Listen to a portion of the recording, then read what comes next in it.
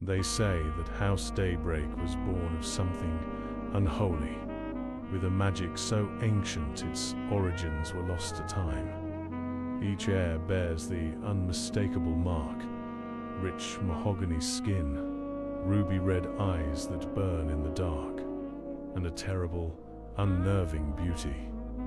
Shadow and wind bends to their command, but any bloodline blessed this much is bound to pay a price.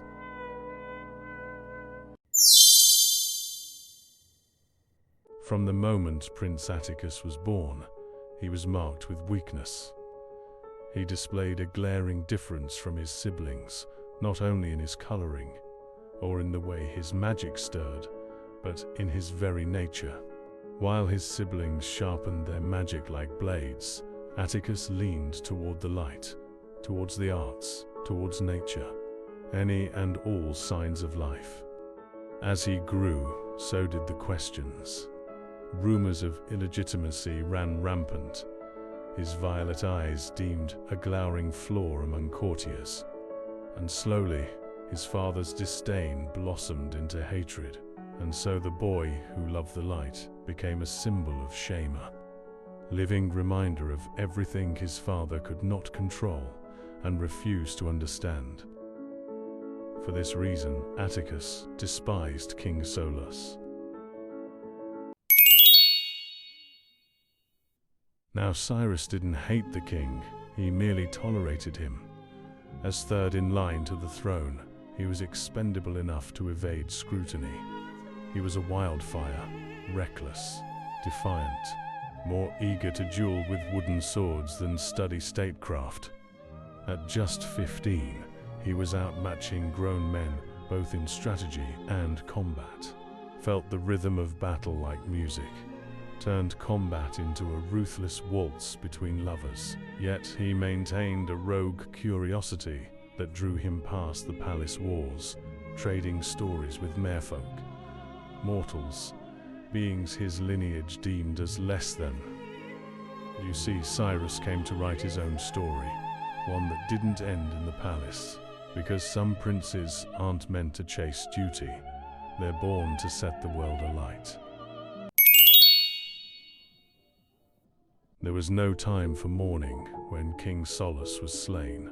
The crown moved swiftly, and Silas wore it like it had always belonged to him. Perhaps it did.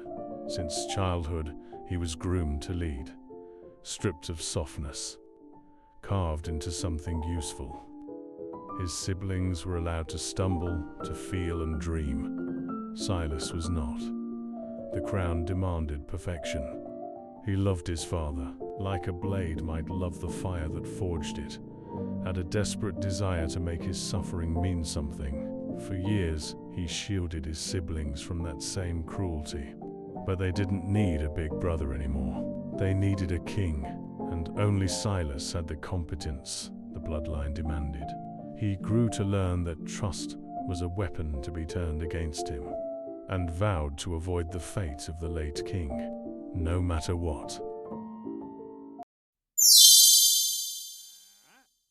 Seline was raised with a silver spoon in her mouth and golden shackles on her wrists, the court's jewel, adored by all, yet respected by none. She was the only daughter in a court full of men who expected her to be seen, not heard. And Silas, too blinded by his own arrogance, never acknowledged her brilliance, never saw her as anything but his baby sister. So she played her part, graceful, unthreatening, then trained until her hands were raw, mastered the art of manipulation, studied archives their father forbid them from reading. Her brothers adored her, thought they knew her well. They watched her grow up after all. But what they failed to realize is that she had been watching them too. She knew the weaknesses behind their masks and the secrets they thought they hid well. And now she saw the future so clearly. Silas isolated, unraveling, paranoia growing louder than reason.